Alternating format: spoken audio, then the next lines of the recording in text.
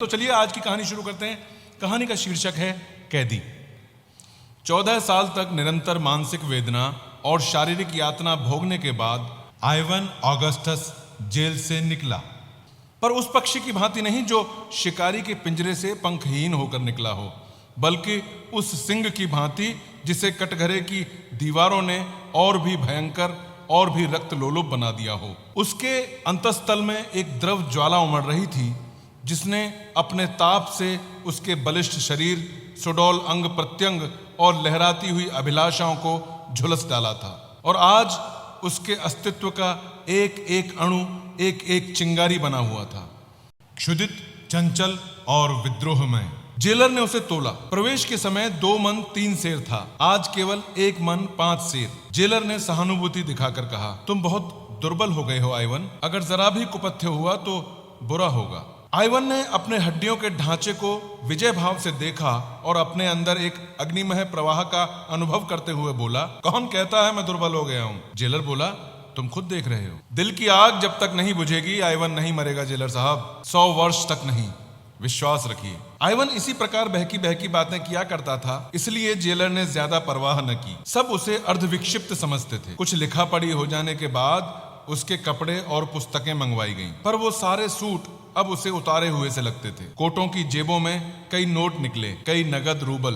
उसने सब कुछ वहीं जेल के वार्डनों और निम्न कर्मचारियों को दे दिया, मानो उसे कोई राज्य मिल गया हो। जेलर ने कहा, यह नहीं हो सकता आइवन, तुम सरकारी आदमियों को रिश्वत नहीं दे सकते। आइवन साधु भाव से हंसा, ये रिश्वत नहीं है मिस्टर जेलर, इन्हें रिश्वत देकर अब मुझे इनसे क्या लेना देना। अब ये अप्रसन्न होकर मेरा क्या बिगाड़ लेंगे और प्रसन्न होकर मुझे क्या दे देंगे। यह तो उन कृपाओं का धन्यवाद है जिनके बिना 14 साल तो क्या मेरा यहाँ 14 घंटे रहना असह्य हो जाता। जब वो जेल के फाटक से निकला तो जेलर और सारे अन्य कर्मचारी उसके पीछे उसे मोटर तक पहुंचाने आए।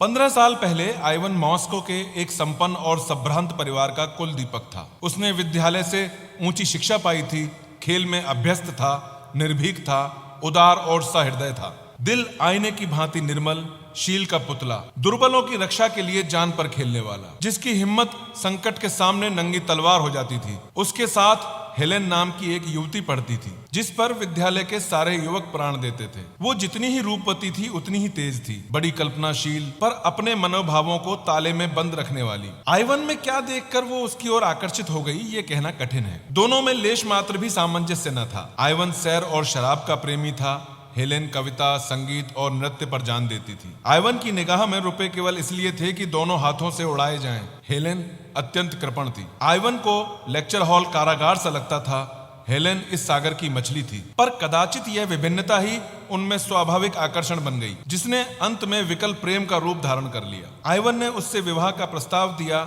और उसने स्वीकार कर लिया, और दोनों किसी शुभ मुहूर्त में पाणी ग्रहण करके सुहागरात बिताने के लिए किसी पहाड़ी जगह में जाने के मंसूबे बांध रहे थे कि सहसा राजनीतिक संग्राम ने उन्हें अपनी ओर खींच लिया।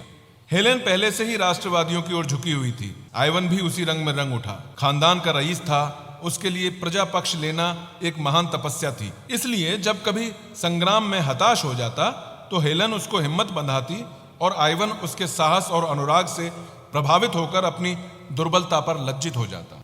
इन्हीं दिनों यूक्रेन प्रांत की सूबेदारी पर रोमनॉफ नाम का एक गवर्नर नियुक्त होकर आया, बड़ा ही कट्टर, राष्ट्रवादियों का जानी दुश्मन। दिन में 2-4 विद्रोहियों को जब तक जेल ना भेज लेता उसे चैन ना आता। आते ही आते उसने कई संपादकों पर राजद्रोह का अभियोग चलाकर उन्हें साइबेरिया भिजवा दिया। कृषकों की सभाएं तोड़ दी, नगर की म्यूनिसिपैलिटी तोड़ दी, और जब जनता ने अपना रोष प्रकट करने के लिए जलसे किए तो पुलिस से भीड़ पर गोलियां चलवाई, जिससे कई बेगुनाहों की जानें गईं। मार्शल लॉ जारी कर दिया था। सारे नगर में हाहाकार मच गया। लोग मारे डर के घरों से ना निकलते थे, क्योंकि पुलिस हर एक की तलाशी लेती और उसे पीटती थी। हेलेन ने कठोर मुद्रा से कहा, यह अंधेर तो अब और नहीं देखा जाता आइवन, इसका कुछ उपाय होना ही चाहिए। आइवन ने प्रश्न की आंखों से देखा, उपाय? हम क्या कर सकते हैं? हेलेन ने उसकी जड़ता पर खिन्न होकर कहा, तुम कहते हो हम क्या कर सकते हैं, मैं कहती हूँ हम सब कुछ कर सकते हैं। मैं इन्हीं हाथों से उसका अंत कर दूंगी। आइवन ने विस्मय की आंखों से उसकी ओर देखा। तुम समझती हो उसे कत्ल करना आसान है? वो कभी खुली गाड़ी में नहीं निकलता, उसके आगे पीछे सशस्त्र सवारों का एक दल हमेशा रहता है। रेलगाड़ी में भी वह रिजर्व डिब्बे में ही सफर करता है। मुझे तो असंभव लगता है हेलेन, बिल्कुल असंभव। हेलेन कई मिनट तक चाय बनाती रही फिर 2 प्याले मेज पर रखकर उसने प्याला मुंह से लगाया और धीरे धीरे पीने लगी। वो किसी विचार में तन्मय हो रही थी। सहसा उसने प्याला मेज पर रख दिया और बड़ी बड़ी आंखों में तेज भरकर बोली, ये सब कुछ होते हुए भी मैं उसे कत्ल कर सकती हूँ आइवन। आदमी एक बार अपनी जान पर खेलकर सब कुछ कर सकता है। जानते हो मैं क्या करूंगी? मैं उससे राहो रस्म पैदा करूंगी, उसका विश्वास प्राप्त करूंगी, उसे इस भ्रांति में डालूंगी कि मुझे उससे प्रेम है। मनुष्य कितना ही हृदयहीन हो, उसके हृदय में किसी न किसी कोने में पराग की भांति रस छिपा ही रहता है। मैं तो समझती हूँ कि रोमनोव की यह दमन नीति उसकी अवरुद्ध अभिलाषा की गांठ है और कुछ नहीं। किसी मायाविनी के प्रेम में असफल होकर उसके हृदय का रस स्रोत सूख गया है। वहां रस का संचार करना होगा और किसी युवती का एक मधुर शब्द, एक सरल मुस्कान भी जादू का काम करेगी। ऐसों को तो वह चुटकियों में अपने पैरों से गिरा सकती है। तुम जैसे सैलानियों को रिझाना इससे कहीं कठिन है। अगर तुम यह स्वीकार करते हो कि मैं रूपहीन नहीं हूं, तो मैं तुम्हें विश्वास दिलाती हूं कि मेरा कार्य सफल होगा। बतलाओ मैं रूपवती हूं या नहीं? उसने तिरछी आंखों से आइवन को देखा। आइवन इस भाव विलास पर मुग्ध होकर बोला, तुम यह मुझसे पूछती हो हेलन? मैं तो तुम्हें संसार की। हेलन ने उसकी बात काट कर कहा, अगर तुम ऐसा समझते हो तो तुम मूर्ख हो आइवन। इसी नगर में नहीं, हमारे विद्यालय में ही मुझसे कहीं रूपवती बालिकाएं मौजूद हैं। हाँ, तुम इतना ही कह सकते हो कि तुम कुरूपा नहीं हो। क्या तुम समझते हो मैं तुम्हें संसार का सबसे रूपवान युवक समझती हूँ? कभी नहीं। मैं ऐसे एक नहीं 100 नाम गिना सकती हूँ जो चेहरे मोहरे में तुमसे कहीं बढ़कर हैं। मगर तुम में कोई ऐसी वस्तु है जो तुम्ही में है और वह मुझे कहीं और नजर नहीं आती। तो मेरा कार्यक्रम सुनो। 1 महीना तो मुझे उससे मेल करते लगेगा, फिर वो मेरे साथ सैर करने निकलेगा और तब एक दिन हम और वो दोनों रात को पार्क में जाएंगे और तालाब के किनारे बेंच पर बैठेंगे। तुम उसी वक्त रिवॉल्वर लिए आ जाओगे और वहीं पृथ्वी उसके बोझ से हल्की हो जाएगी। जैसा हम पहले कह चुके हैं, आइवन एक रईस का लड़का था और क्रांतिमय राजनीति से उसका हार्दिक प्रेम न था। हेलेन के प्रभाव से कुछ मानसिक सहानुभूति अवश्य पैदा हो गई थी और मानसिक सहानुभूति प्राणों को संकट में नहीं डालती। उसने प्रकट रूप से तो कोई आपत्ति नहीं की, लेकिन कुछ संदिग्ध भाव से बोला, यह तो सोचो हेलन, इस तरह की हत्या कोई मानुषीय कृति है? हेलन ने तीखेपन से कहा, जो दूसरों के साथ मानुषीय व्यवहार नहीं करता उसके साथ हम क्यों मानुषीय व्यवहार करें? क्या यह सूर्य की भांति प्रकट नहीं कि आज सैकड़ों परिवार इस राक्षस के हाथों तबाह हो रहे हैं? कौन जानता है इसके हाथ कितने बेगुनाहों के खून से रंगे हुए हैं। ऐसे व्यक्ति के साथ किसी तरह की रियायत करना असंगत है। तुम न जाने क्यों इतने ठंडे हो। मैं तो उसके दुष्टाचरण को देखती हूं तो मेरा रक्त खौलने लगता है। मैं सच कह रही हूं, जिस वक्त उसकी सवारी निकलती है मेरी बोटी बोटी हिंसा के आवेग से कांपने लगती है। अगर मेरे सामने कोई उसकी खाल भी खींच ले तो मुझे दया ना आए। अगर तुम में इतना साहस नहीं है तो कोई हर्ज नहीं, मैं सब कुछ खुद कर लूंगी। हां, देख लेना मैं कैसे उस कुत्ते को जहन्नुम पहुंचाती हूं। हेलेन का मुखमंडल हिंसा के आवेग से लाल हो गया। आइवन ने लज्जित होकर कहा, नहीं नहीं, यह बात नहीं है हेलेन, मेरा आशय यह न था कि मैं तुम्हें इस काम में सहयोग न दूंगा।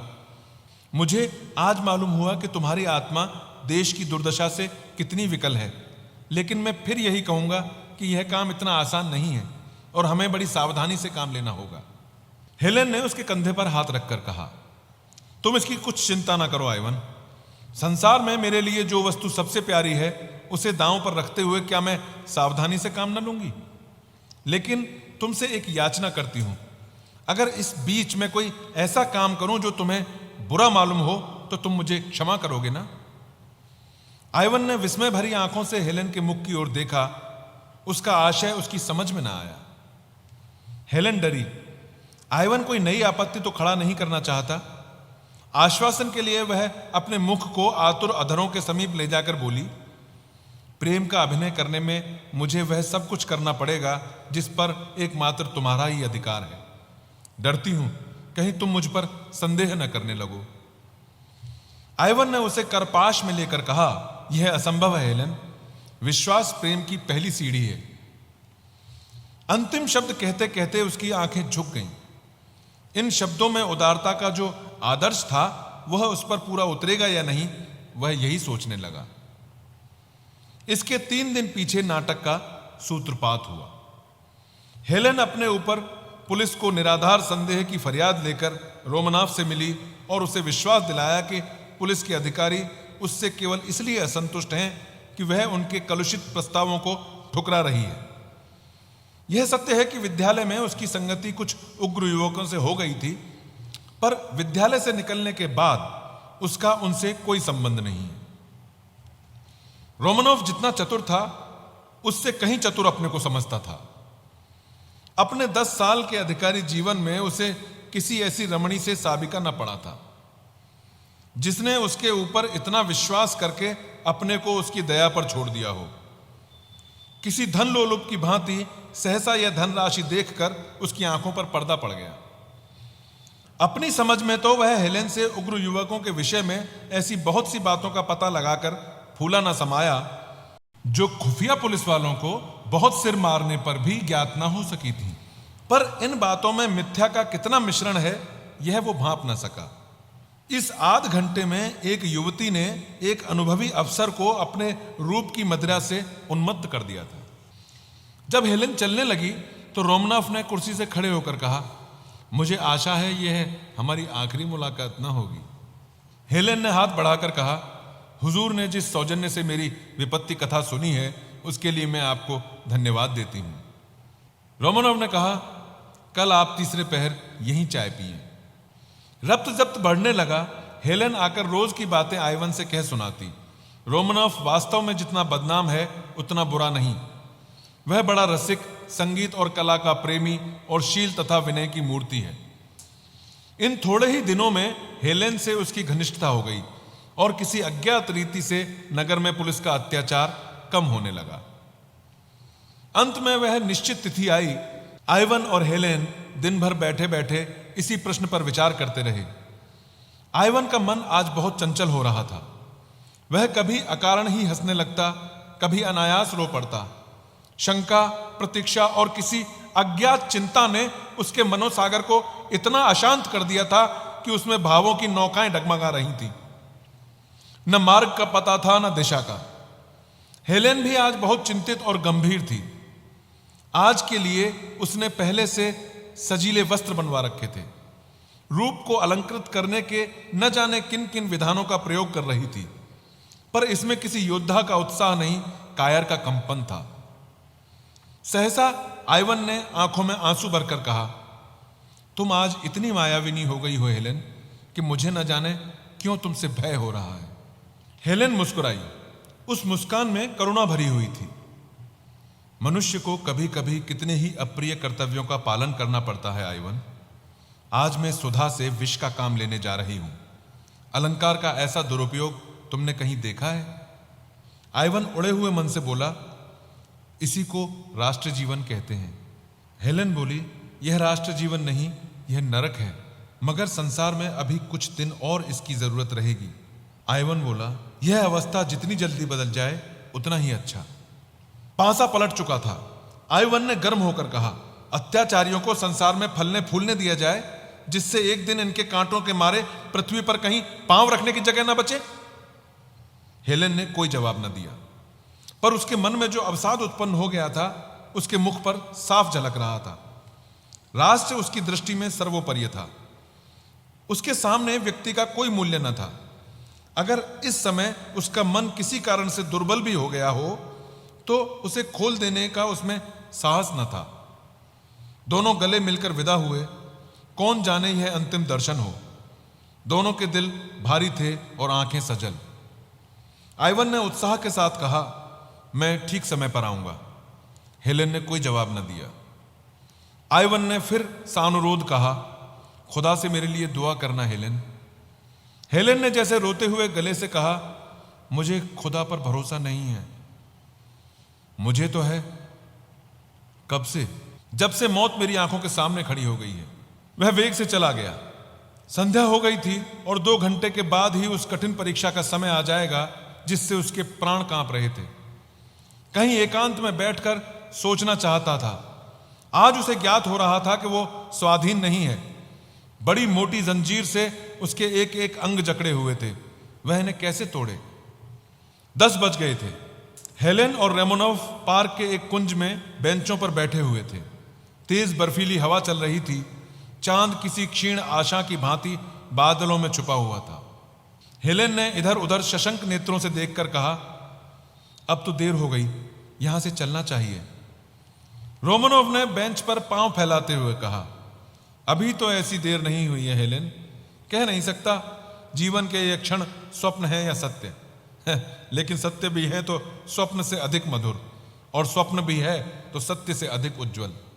हेलेन बेचैन होकर उठी और रोमनोव का हाथ पकड़कर बोली, मेरा जी आज कुछ चंचल हो रहा है, सिर में चक्कर आ रहा है, चलो मुझे मेरे घर पहुंचा दो। रोमनोव ने उसका हाथ पकड़कर अपनी बगल में बैठाते हुए कहा, लेकिन मैंने मोटर तो 11 बजे बुलाई है। हेलेन के मुख से एक चीख निकल गई, 11 बजे? हाँ, अब 11 बजा चाहते हैं, आओ तब तक कुछ और बातें हों। रात तो काली बला सी मालूम होती है, जितनी ही देर उसे दूर रख सकूं उतना ही अच्छा है। मैं तो समझता हूं उस दिन तुम मेरे सौभाग्य की देवी बनकर आई थी हेलेन, नहीं तो अब तक मैंने न जाने क्या क्या अत्याचार किए होते। इस उदार नीति ने वातावरण में जो शुभ परिवर्तन कर दिया, उस पर मुझे स्वयं आश्चर्य हो रहा है। महीनों के दमन से जो कुछ न कर पाया था, वह दिनों के आश्वासन ने पूरा कर दिखाया है, और इसके लिए मैं तुम्हारा ऋणी हूं हेलेन, केवल तुम्हारा। पर खेद यही है कि हमारी सरकार दया करना नहीं जानती, केवल मारना जानती है। जार के मंत्रियों में अभी से मेरे विषय में संदेह होने लगा है, और मुझे यहां से हटाने का प्रस्ताव हो रहा है। सहसा टॉर्च का चकाचौंध करने वाला प्रकाश बिजली की भांति चमक उठा और रिवॉल्वर छूटने की आवाज आई। उसी वक्त रोमनोव ने उछलकर आइवान को पकड़ लिया और चिल्लाया, पकड़ो पकड़ो, खून! हेलेन तुम यहां से भाग जाओ। पार्क में कई संतरी थे, चारों ओर से दौड़ पड़े। आइवान घिर गया। एक क्षण में न जाने कहां से टाउन पुलिस, सशस्त्र पुलिस, गुप्त पुलिस और सवार पुलिस के जत्थे आ पहुंचे। आइवान गिरफ्तार हो गया। रोमनोव ने हेलेन से हाथ मिलाकर संदेह के स्वर में कहा, यह आइवान तो वही युवक है ना जो तुम्हारे साथ विद्यालय में था? हेलेन ने क्षुब्ध होकर कहा, हां है, लेकिन मुझे उसका जरा भी अनुमान न था कि यह क्रांतिवादी हो गया है। गोली मेरे सिर से सन्न करती हुई निकल गई। या ईश्वर, मैंने दूसरा फायर करने का अवसर ही ना दिया। मुझे इस युवक की दशा पर दुख हो रहा है हेलेन। ये अभागे समझते हैं कि इन हत्याओं से वे देश का उद्धार कर लेंगे। अगर मैं मर ही जाता तो क्या मेरी जगह कोई मुझसे भी ज्यादा कठोर मनुष्य ना आ जाता?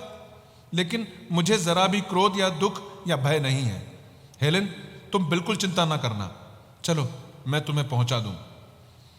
रास्ते भर रोमनोव इस आघात से बच जाने पर अपने को बधाई और ईश्वर को धन्यवाद देता रहा, और हेलेन विचारों में मग्न बैठी रही। दूसरे दिन मैजिस्ट्रेट के इजलास में अभियोग चला और हेलेन सरकारी गवाह थी। आइवान को मालूम हुआ कि दुनिया अंधेरी हो गई है और वह उसकी अथाह गहराई में धंसता चला जा रहा है। 14 साल के बाद आइवान रेलगाड़ी से उतरकर हेलेन के पास जा रहा है। उसे घर वालों की सुध नहीं है। माता और पिता उसके वियोग में मरणासन्न हो रहे हैं, इसकी उसे परवाह नहीं। वह अपने 14 साल से पाले हुए हिंसा भाव से उन्मत्त होकर हेलेन के पास जा रहा है, पर उसकी हिंसा में रक्त की प्यास नहीं, केवल गहरी दाहक दुर्भावना है। इन 14 सालों में उसने जो यातनाएं झेली हैं, उनका 2-4 वाक्यों में मानो सत्य निकालकर विष के समान हेलेन की धमनियों में भरकर उसे तड़पते हुए देखकर वो अपनी आंखों को तृप्त करना चाहता है। और वह वाक्य क्या है? हेलेन, तुमने मेरे साथ जो दगा की है वो शायद त्रिया चरित्र के इतिहास में भी अद्वितीय है। मैंने अपना सर्वस्व तुम्हारे चरणों पर अर्पण कर दिया। मैं केवल तुम्हारे इशारों का गुलाम था।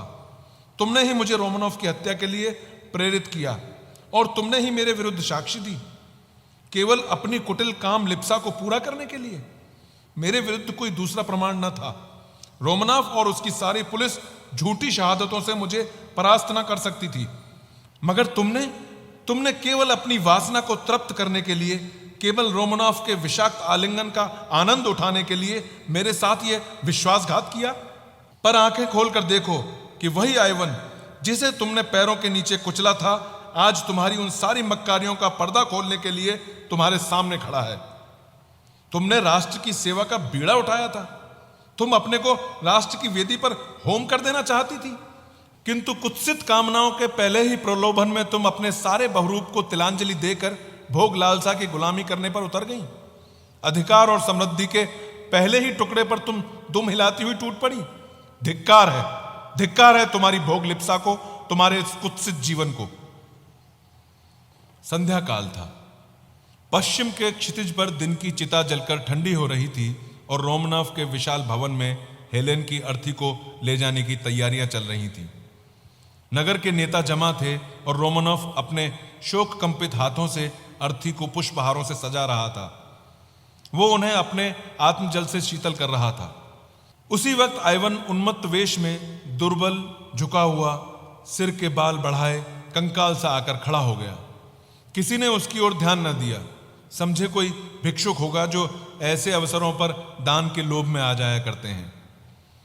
जब नगर के बिशप ने अंतिम संस्कार समाप्त किया और मरियम की बेटियां नए जीवन के स्वागत का गीत गा चुकी, तो आइवन ने अर्थी के पास जाकर आवेश से कांपते हुए स्वर में कहा, यह दुष्टा है जिसे सारी दुनिया की पवित्र आत्माओं की शुभ कामनाएं भी नरक की यातना से नहीं बचा सकती, वह इस योग्य थी कि उसकी लाश।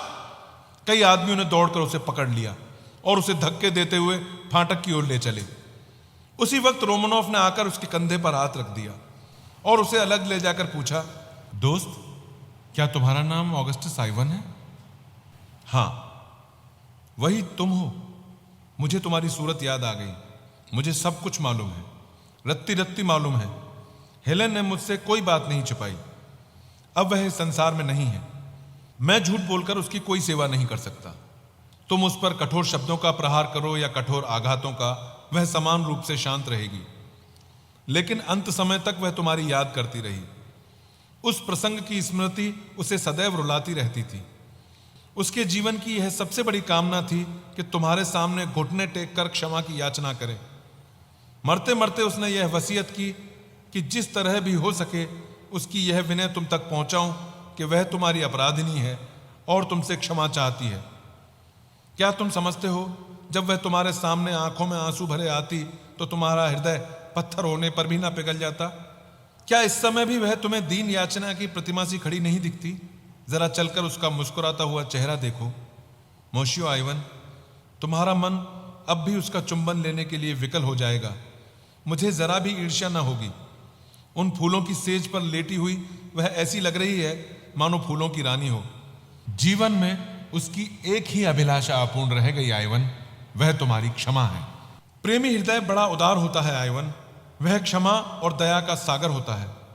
ईर्ष्या और दंभ के गंदे नाले उसमें मिलकर उतने ही विशाल और पवित्र हो जाते हैं।